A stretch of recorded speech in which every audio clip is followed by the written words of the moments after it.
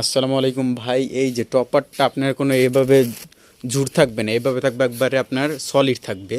তারপর চারপাশে কাপড় দিয়ে সেলাই করা হবে। এটা আপনার কোনো পাশই যাবে না, জাস্ট টপারের এক পার্ট থাকবে, এভাবে মোটা থাকবে।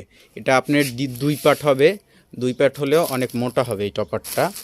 এভাবে থাকবে দুই পার্টে।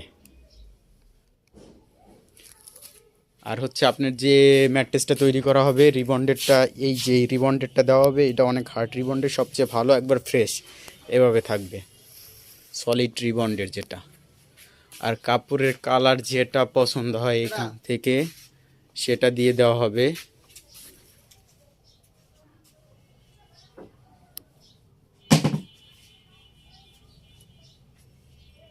এখান থেকে যেই কাপড়টা পছন্দ হয়, এগুলো হচ্ছে চায়না ফেব্রিক্স।